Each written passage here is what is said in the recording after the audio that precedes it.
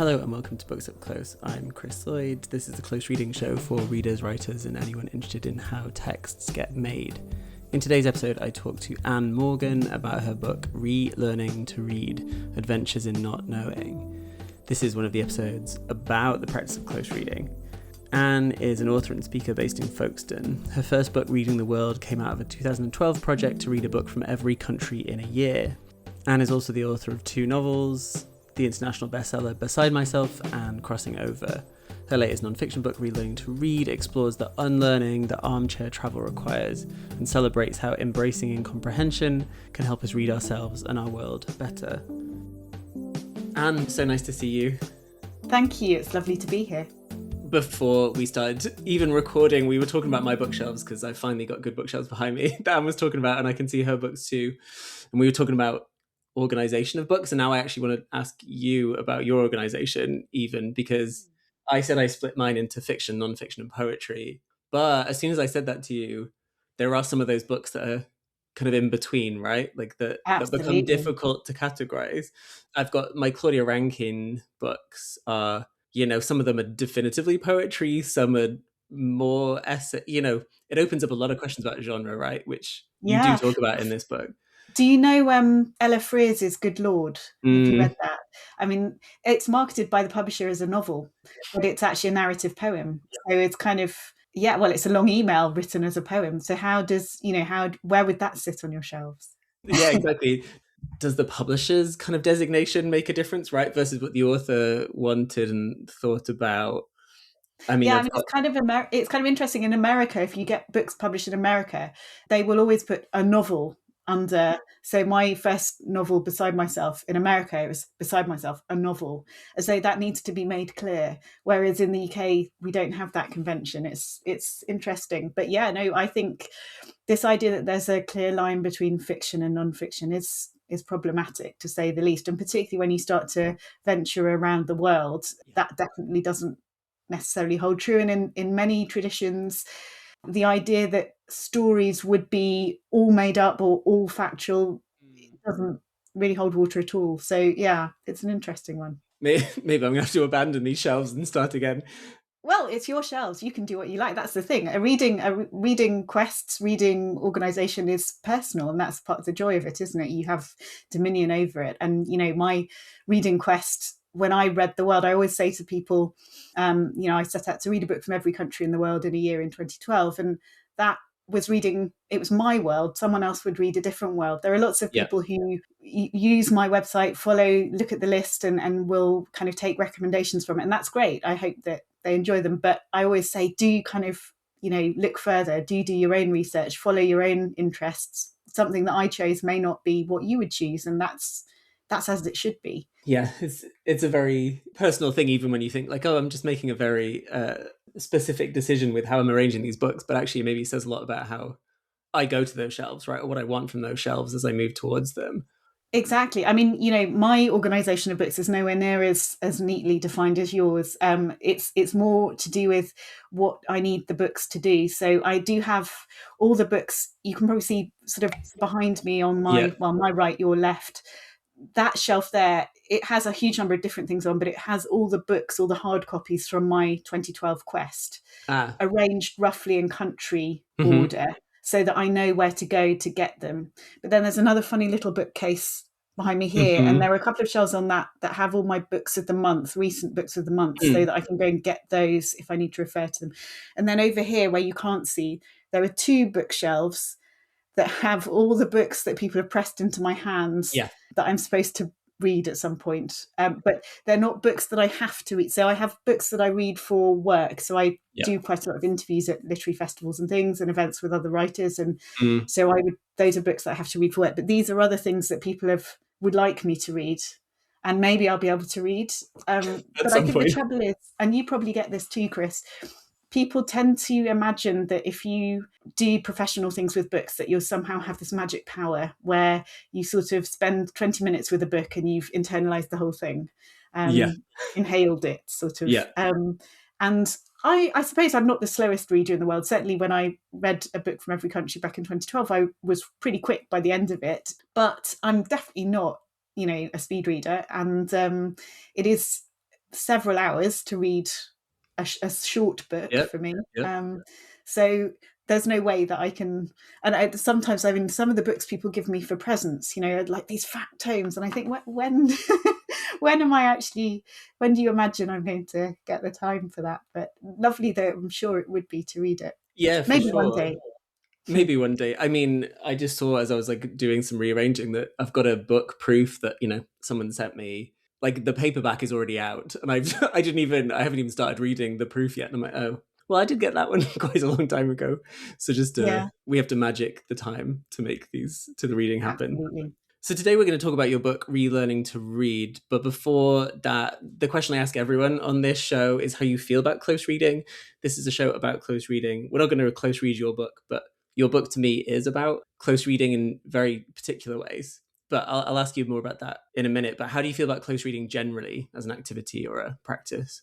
I think it's a really wonderful, interesting thing. I have mixed feelings about it. So at the moment, I'm reading Robert Douglas Fairhurst's Look Closer, which is obviously a sort of Bible of close reading, and a beautiful book, and beautiful description of how he approaches text and the close attention he pays to reading, and the extraordinary insights that he gleans through that. And I think that's incredibly, it's really inspiring and enjoyable. And as a student of English literature, I very much enjoyed what we called practical criticism, where you're, perhaps presented with a poem that you might have an hour to unpick and write your responses to, and it's incredibly satisfying. I suppose the slight maverick in me, the slight rebel, which I think is a thread that runs through all my work, makes me slightly wary of anything that feels prescriptive, or that's demanding a particular approach of people. And I know that for some people, the idea of, being forced to sit for ages mulling over a little bit of text would feel like a kind of punishment. And really, what I think reading should be about is about personal engagement with the text. So for some people, that may be close reading, and that may be the beautiful, almost spiritual engagement that someone like Robert Douglas Fairhurst has with books in that way. But for other people, they may read differently, and they may not necessarily read in that way. And I don't know that that's always a bad thing. We do have an episode with Robert, just to draw the link between the Fantastic. How could I not with the book title like that? But yeah, I think one of the joys for me in teaching close reading is saying, like, there's not one way to do this, which is not always the way it's taught necessarily, or the way it's talked about. But with students, it's kind of exciting to be like, no, I just, like, what do you see? And there's something that you're quite attentive to in this book about the kind of personal response to reading, right? Like how you're finding the book, how you come across the book, how it makes its way to you, what you then do with it, how you respond to it. So there's a real sense of like the individual and the text. Yeah. I think for me, it's about reading yourself, perhaps through the book, using the book almost as a mirror to read your own responses, to read your own tendencies, to learn things about yourself that may surprise you, or may trouble you perhaps, or may inspire you to do further research or make some changes in your approach to certain things. And that's interesting. So that's a kind of close reading of yourself, and with that in parallel, a kind of close reading of the world in a more kind of a broader sense than simply reading a book, but reading situations, reading people, reading dynamics, reading how different situations play out, which interests me. But I think that all circles around what we do with books.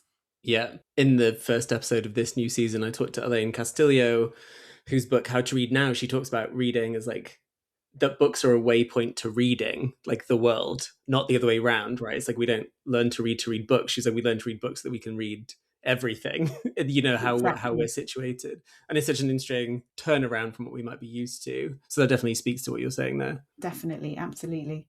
So this book, Relearning to Read, Adventures in Not Knowing, this was one of those books that got handed to me by someone being like, hey, you'll like this.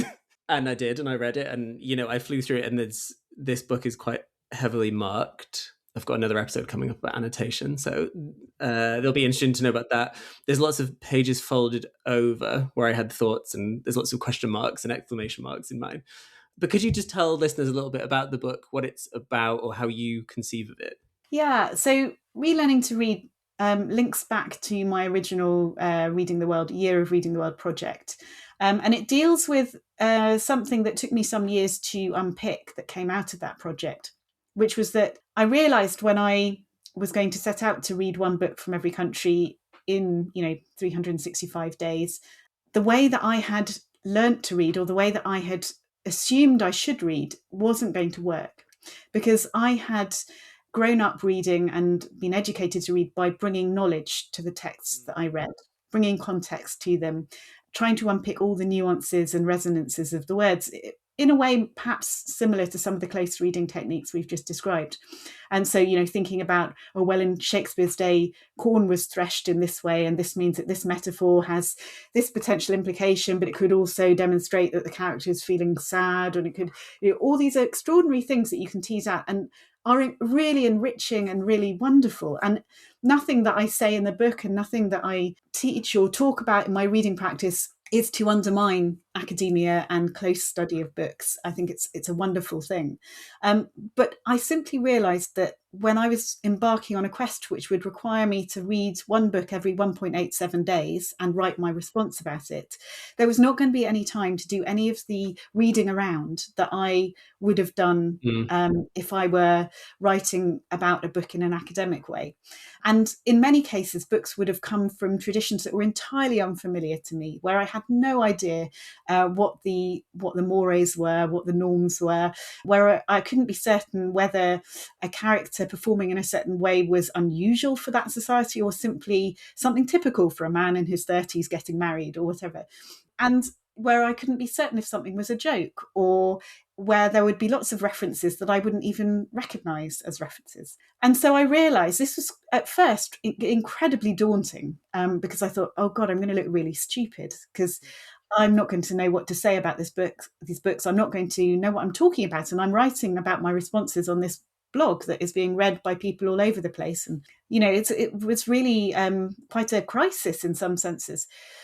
But I realised the only approach I could take to this was to admit that I couldn't understand everything. I couldn't be certain I would know the answers, or I would get the meaning of many things, and that be open about that and do what I can, see if I could still have a meaningful engagement with these books in spite of the fact that there was going to be a lot I wouldn't understand.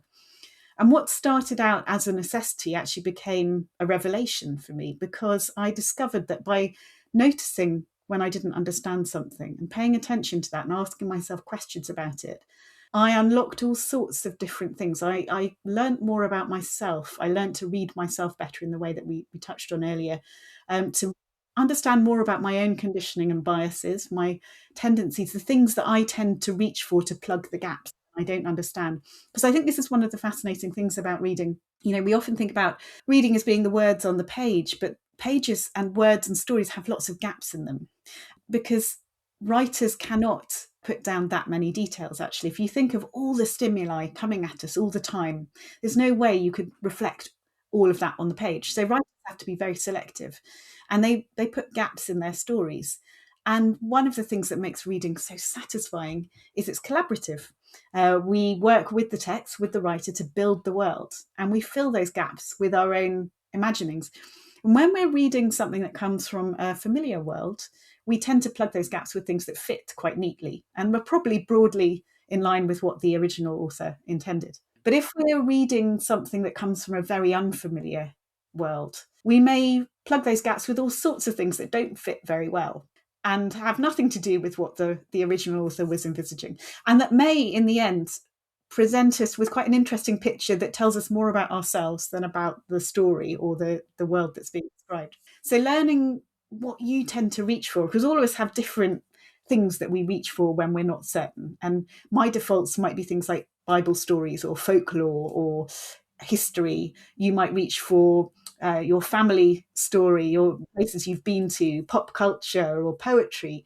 There are all kinds of things that we resort to, and none of us have exactly the same larder of things to draw on in that way. So all these things were ideas that were circling around my head for a long time. And in the end, I started to run these incomprehension workshops to explore this idea of paying attention to not knowing.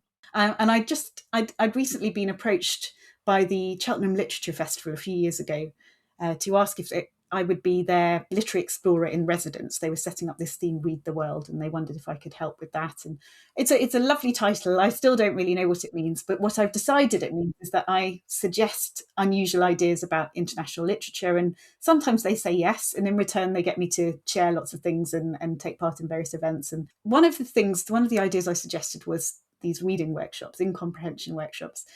And I think they probably weren't too sure about this because they gave me their free venue in the catering tent, where I basically little sort of dais in the corner and lots of tables where people were eating their lunch and not very interested in what I was going on about.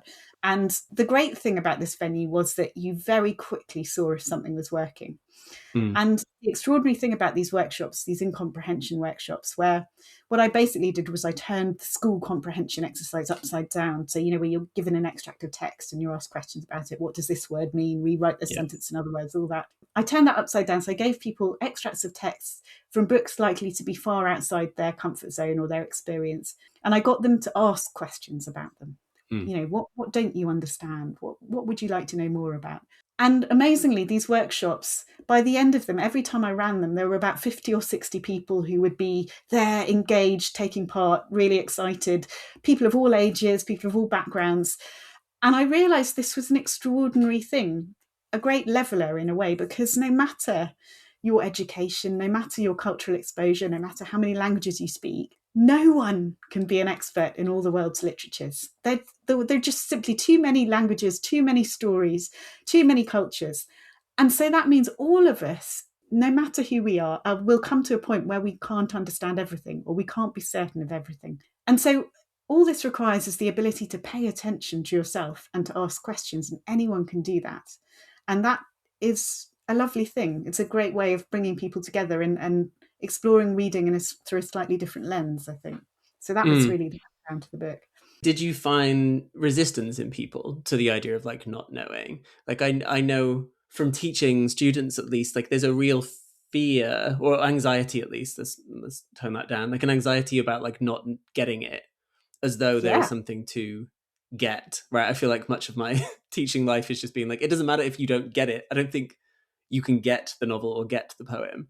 But were there people in those workshops that were kind of resistant to the idea of not knowing?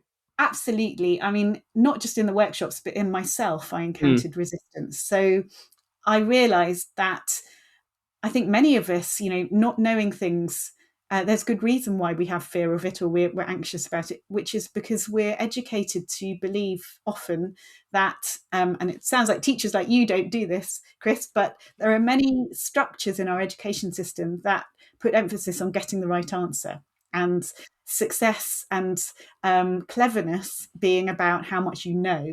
Even programs like University Challenge, for example, carry the implication that education is about cramming your head with information and being able to get the right answer. Whereas really, I think, at least, it should be about how we think and, how we use our brain and how we marshal facts to arrive at a deeper understanding of things. So we often hide. I think we often hide when we don't understand from ourselves. And I certainly often know that if something irritates me, if I tell myself this is badly written, or this isn't for me, or there's something wrong with this, it might be the case that it's not a well-written book, but it often is the case that there's something I have missed, or something I don't understand, or something about it that unsettles me.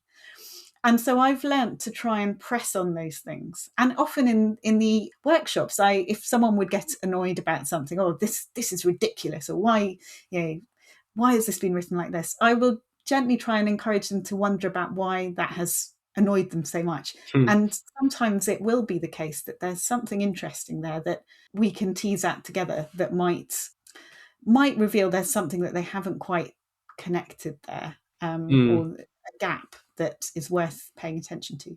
But yes, you're absolutely right. That's a classic thing. I think people, many of us, and it's understandable the way our culture works. We're socialized to regard ignorance as a weakness. Yeah, and I do think you're right. Earlier education, I love teachers. Just putting that on the record, teachers are wonderful. But curricula and exam boards reduce texts to arguments or singular meanings, right? So that like if you're analyzing The Tempest, it's like about a particular thing and you need to say that particular thing in order to get an A, or they do numbers now, don't they? I sound really old, but some of the work at university is kind of undoing that, being like, no, I'm not expecting you to have a singular response to this poem. I kind of just want to see how you come at it, right? What you do with it, how you make sense of the language or not make sense of the language, if that's the case. But I think that's a hard sell often. Definitely. Yeah, I think it is. And I think one of the many issues that our society, our world faces at the moment is a reluctance to take a more humble approach about certain things, or to admit that we may not understand everything, or that there may be another side or something we haven't seen yet. It is, it's something very much certainly in Western capitalist culture that is seen as a desirable thing, to be right, to be strong, to be definitive. And I think sometimes it does us a disservice. Yeah, and I think that kind of flows throughout this book about, you offered lots of different ways of leaning into not knowing, if you like, or like the experience of not knowing. And it was only after I'd finished the book that it made me think of this book by Emily Ogden. I'm not sure if you know, it's called On Not Knowing. It's over there somewhere. And I was like, oh my God, I forgot about this book. It's a really beautiful book of like these short meditations, really. And her definition, I thought I would share with you and see how it responds to your book. She says, when I talk about unknowing, I am not talking about the refusal to know what can be known, or about the simple accident of not having found something out yet, nor even, although this is warmer, about the fact that we will each absorb only a finite amount of knowledge in the course of our finite lives. Instead, I am talking about a capacity to hold the position of not knowing yet, possibility of not knowing ever. And I wonder how you feel about that idea. I absolutely, I mean, that chimes with so much that I often talk about. I mean, when I say, I talk about not knowing, it's not a complacent, I don't know and I don't care. And sometimes the response to not knowing is to go and find out, is to go and do further reading, is to research. But actually, I don't think that should always be the default or the immediate response. I think there is value in sitting with not knowing, and as Emily Ogden says, to being open to the fact that some things may never be answered. You can't Google everything, and actually that not knowing may be rich in itself. It may reveal things that unexpected things, gifts that perhaps we didn't expect. So yeah, I think that's a beautiful description. And like the capacity to hold the position, right? She's talking about like, that's actually some kind of work you have to do to not want to shut down. What kind of advice do you give to people to like, how do you hold the position? How do you expand your capacity to like not want to reduce, not want to kind of close in? It is tiring, and there are times when it feels like too much work. I think that's fair to say. I think I sometimes talk about having a filing cabinet in my mind for questions, or where I will put a question that is unanswered as yet, may be answered later. Sometimes books answer their own questions, or answer the questions that they raise in my mind. I mean, for example, as I mentioned earlier, if you're uncertain whether a character is simply following societal norms, or whether they're doing something that is aggressive or unusual, or defines them in some way, the story may reveal that, because we may later discover more about that character that shows us they are actually a very conformist person, or they are a maverick, or they are. So we may come to learn these things. So having that filing cabinet, that almost like cases that are open, where these things are slotted, so you don't feel that you're letting go of them, but they're there, they're somewhere there. It's a bit, I sometimes think of it a bit like yoga, where you're holding a difficult pose, and it does eventually have to collapse into a kind of knowing. You do have to eventually arrive at some sort of conclusion, even if it's not a complete conclusion. Otherwise, what is the point of reading and writing? Is to communicate.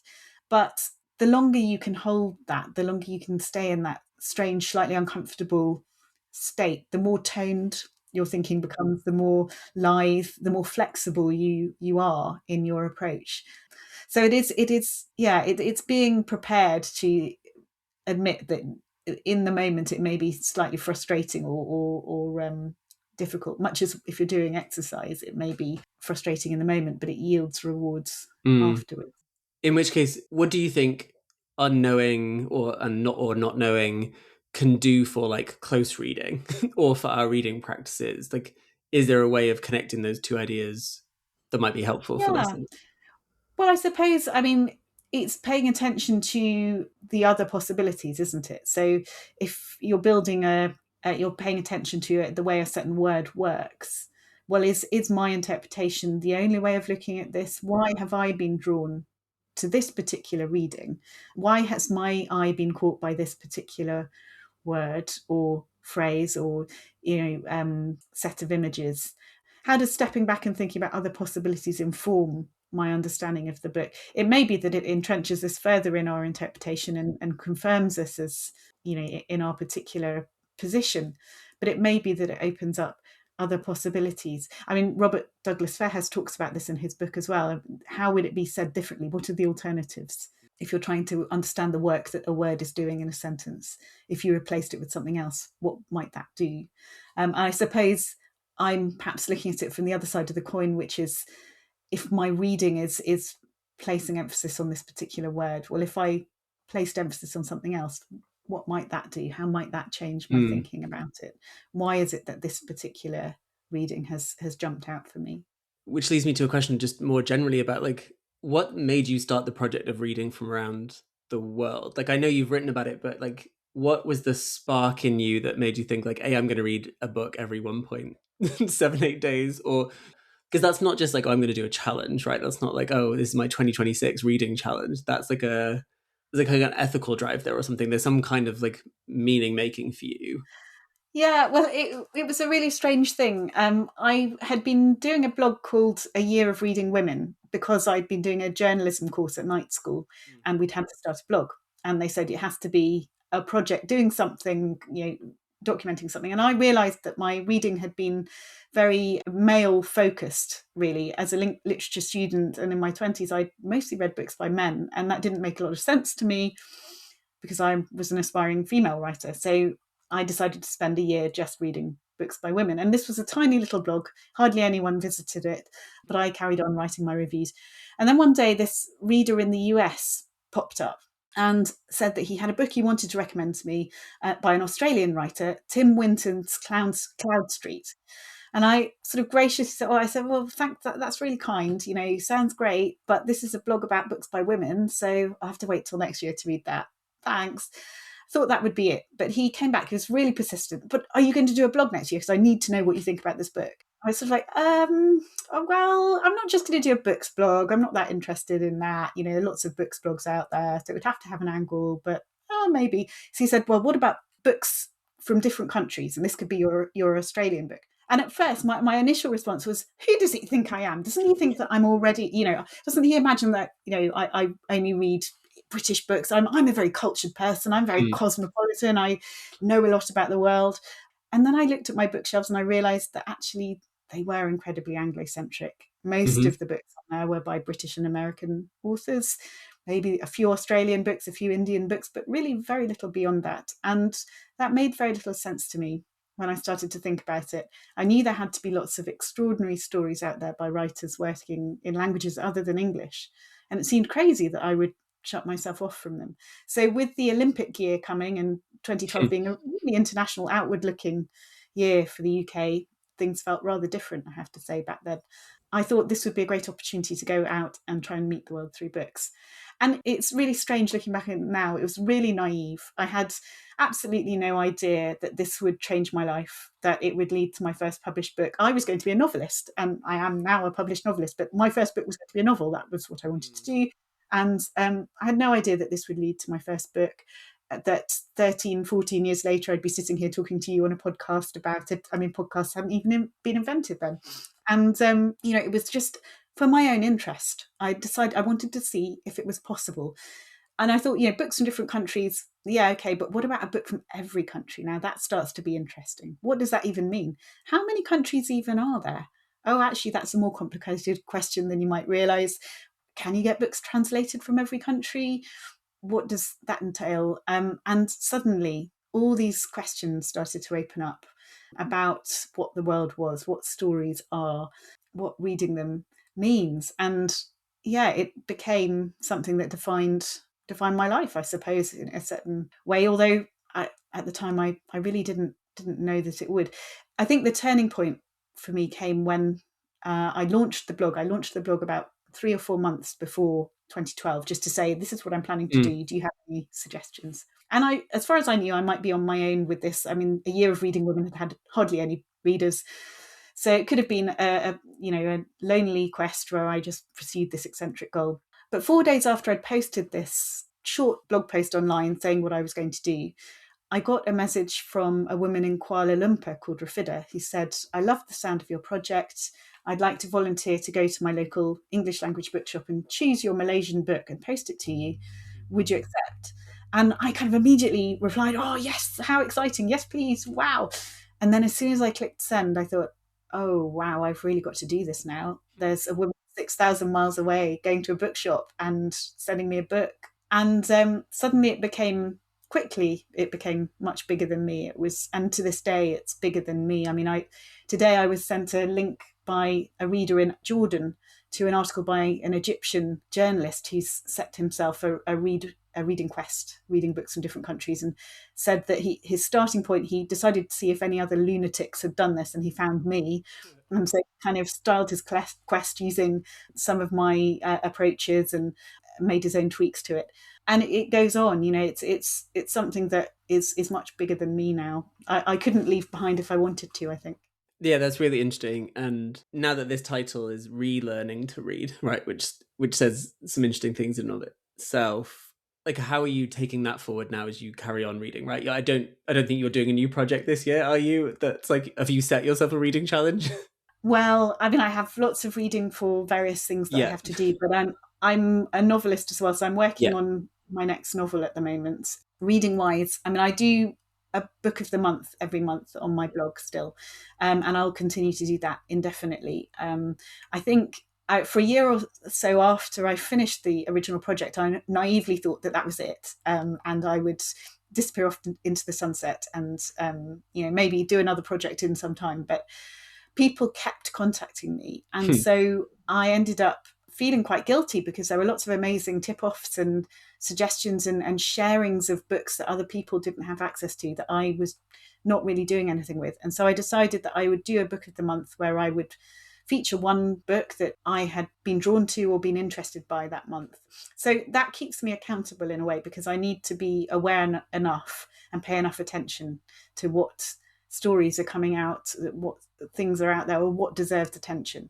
And I try not to feature the obvious choices. And I try, although I don't always stick to this, I try not to feature new books immediately as they're coming out, because I think one of the many problems that the publishing industry has is this sort of fascination with the new and the next.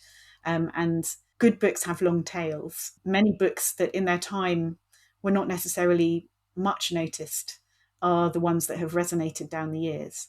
And so I try to feature books that aren't necessarily brand new and aren't necessarily the ones that are getting all the attention in the mainstream media. And I'm fortunate that there are all sorts of people sending me things all the time or letting me know about unusual stories or interesting things.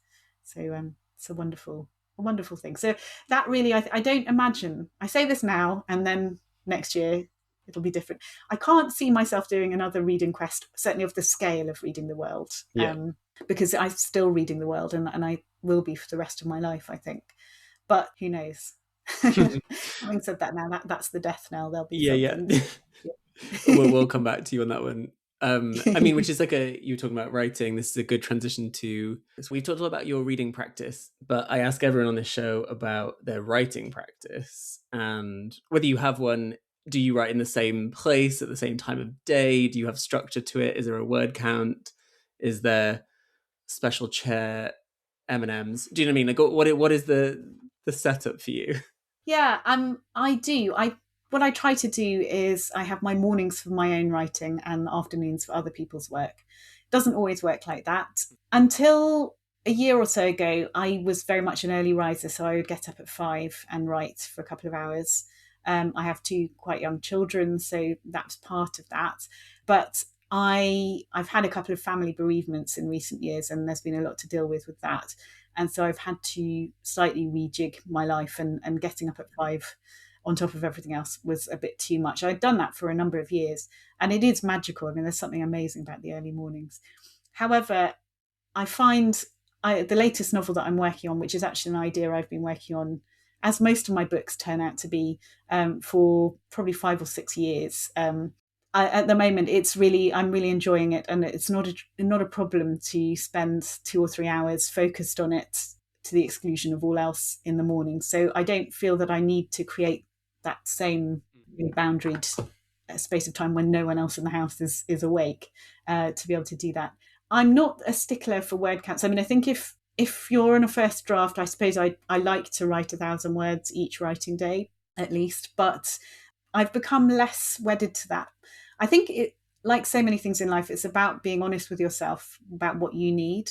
I don't struggle with discipline. So I think word counts can be a great way of tackling discipline issues if you're someone who struggles to get down to it.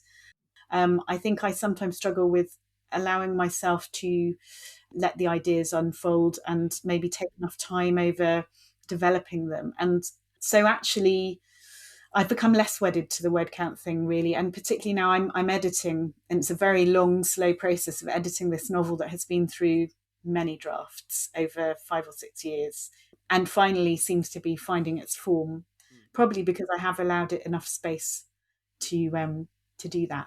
So yeah, I think it's more allowing the time and making sure that I have a block of time, 2 to 3 hours, uninterrupted time. That's what I aim to try and have, which I'm lucky to be able to achieve 4 days a week. So that's not bad. Yeah. And typing or by hand? Typing, yeah, no. And my handwriting's absolutely terrible. I don't think I would be able to read it back, let alone anyone else, if I were trying to write That's fair. a novel by hand. That's very fair. Do you have an early memory of writing? Like as a child, do you have one of those? Yeah, no, I wrote from a young age. I think I attempted my first novel age 7. I don't know where it is now. I'm sad about that. But it was a novel heavily derivative of the Chronicles of Narnia. It took place in a castle with a bookcase that moved and gave onto another world. And my grandmother was the only reader of it, and she was very supportive. But it was hugely derivative. But I remember the magic of that feeling. For a long time, I would get this feeling of a story wanting to be told, or a story that I wanted to write, and I would get that, I'd start something and then lose the momentum, and it would be a strange, very hard throughout my teens. I remember that it's been a long process of building up the ability to write fiction and sustain a story, and I think reading the world was a huge part of that. I spent my 20s writing unpublishable rubbish, having done a master's in creative writing, but really kind of not producing anything for years. And it's strange because I realized when I was about 26, I sort of made a deal with myself. I had this realization.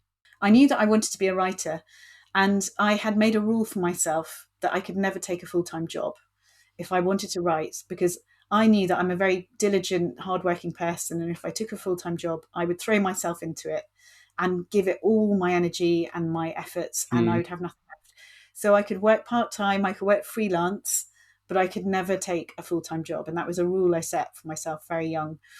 And there came a point after several years of sitting writing nonsense where I thought, maybe this is never ever going to yield anything publishable, anything that anyone else will read. And I said to myself, if this isn't enough for me, if sitting in a room playing with words isn't enough for me, then I should do something else. But if it is, then I should structure my life to be able to do that as much as possible. And I decided it was enough for me, and anything else that came would be a bonus. And so I continued to structure my life that way. And then years later, I read the world, I got my first book deal, and then had my first published novel, and so on. But there have been times in the years since where I've had to remind myself of that deal, because it's not plain sailing. Even though I've had 4 books published, there have been plenty of hiccups along the way, plenty of rejections. As I say, my latest novel, what I hope will be my latest novel, has taken 6 years of often quite punishing work to get to a halfway decent draft. And so there are times when I still have to remind myself of this deal that I made, that playing with words, sitting in a room on my own, playing with words. That's what it is. That's the game. And that's what I signed up for. Other people have different metrics, and I have many writer friends who are incredibly prolific and disciplined in different ways, and maybe write a book or two a year, particularly in the crime fiction world. And it's extraordinary. I could never do that. I'm full of admiration. That is an art in itself. That is, something I could not do. Yeah, for me, it's about knowing what your own idea of success is, I think, and what matters to you. As a poet, you will understand this. I mean, I don't know what I understand about writing anymore, but there's lots of poets will be like, just stay true to the line, right? Like write one line that's good, and then you can write like another one. And I'm like, great, okay, I'll write one line that is good, and then you can keep moving forward. If another person likes a poem, then great. Like that's a good starting point.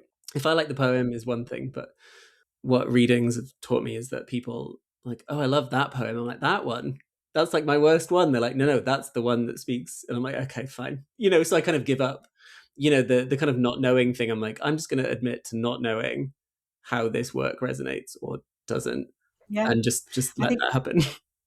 That's very wise. Once a book is out in the world, once a piece of work is out in the world, it's no longer yours. It has its own life and its own adventures, and that's exciting and strange and sometimes quite unsettling.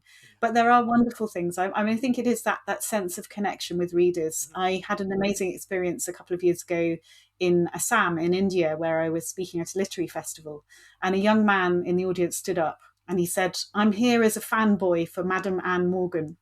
And he said, some years ago, I was in a library and I saw a book with an extraordinary title, Reading the World. And I took it home and I read it and I fell in love with that book and I never returned it and I still have it. And and it's one of my favorite books. And I just thought how extraordinary to have had this connection with someone in such a different world, such a different part of the planet, in a place where, very few outsiders ever go, and yet my words have somehow managed to reach that person and mean something to them. That's astonishing. That's incredible. It's big. I ask everyone this at the end of the episode is for book recommendations. Now I realize this is a probably dangerous question with you, but you can give us 365 days worth of books from around the world. But are there books that you think listeners would like, maybe old things, maybe things that you've just come across, or things that you go back to even? Any book recommendations you want, you can have as many as you like. Yeah, I mean, there is one that I talk about a lot, and I love it, and I will mention it. There's one I'm reading at the moment that I love, which I'll also mention. But the one I talk about a lot is the book that I read for Togo from back in 2012, which is a book called An African in Greenland, which has more recently come out as Michel the Giant, by a writer called Tété-Michel Kpomassie and translated by James Kirkup. It's an extraordinary memoir of Tété-Michel as a teenager running away from home in rural Togo, having had a run-in with a python and been told that he was going to have to go and live with the python cult in the jungle for 7 years. And he didn't much fancy this, being afraid of snakes. So he happened upon a book about Greenland in his local evangelical bookshop. And he'd been to school for 5 years, so he just had enough French to read it. And he said not only did this extraordinary country have no snakes, it had no trees in which they might hide. So he ran away and went to live with the Inuit for 2 years. It took him 10 years to get there. And in 1965, he arrived and spent 2 years living with the Inuit, and then wrote this extraordinary memoir, this joyful celebration of human connection, of curiosity, of exploration, something that I admire so much. And for me, he exemplifies good curiosity. And in fact, his book, an extract from his book, is at the start of the final chapter in my book, Relearning to Read. And this summer, he and I went back to Greenland together, and we spent 2 weeks travelling along the west coast, visiting many of the places that he first visited 60 years ago, and even met, in one case, a woman who had been a 4-year-old girl when he arrived in the 60s, and he'd stayed with her family. And absolutely extraordinary. It was, for me, particularly with everything that's going on with Greenland this year, an extraordinary insight into a different way of engaging with a place, and a place that makes a nonsense really of imperialist desires and the idea of owning and subduing and controlling. I mean, it's such a wild and alien landscape, a place that the Inuit people have lived in for thousands of years and have succeeded in by being humble, by living with the landscape, by being honest about their limitations, and by not demanding too much of it. And seeing that very different perspective was incredibly illuminating. So I love that book. I think it's just such a joyful book, and I would heartily recommend it to anyone. But a book that I'm reading at the moment is a book called On the Calculation of Volume, which was in the running for the International Booker Prize. It's actually, well, it was recommended to me. This is a hazard of being Anne Morgan. I find people come up to me and recommend books to me in all sorts of situations. And I was having dinner in a restaurant a week or so ago, and someone whose judgment I really respect happened to be at the next table, and they said, "Oh, you must read this book On the Calculation of Volume." And knowing their taste, I decided I would take them up. And I'm just checking the author's name because, yes, it's on my Kindle, which means I never remember an author's name when it's on Kindle. It's Solvej Balle, who's a Danish author. It's actually in 7 volumes, and the first 3 are now available in English. And it's extraordinary. It's an antiquarian bookseller who finds herself trapped in the same day over and over again, the 18th of November, and has to try and work out how to get out of it, which when you first hear about it sounds like Groundhog Day, but it's so much better than that. And it's just extraordinary, and I'm in love with it. So yes, that's right now. I was just looking up the translator, and it's Barbara Haveland or Haveland. So that's quite exciting. And the first book, when I was reading Relearning to Read, I was like, oh my God, this book is right up my street. Why haven't I heard of it? And I went to I've got a wish list on a website. I do not buy books from these people, but you know where my wish list is. I started it many years ago, and there are now thousands of things on this wish list, and I can't change it at this point in time, but I've added it. It came back up to the top of the list as though I had saved it a long time ago. So I was like, I wonder when I found out about it in the first place. But it was a sign to me that this spring, I will be buying it and reading it. So that's on my list.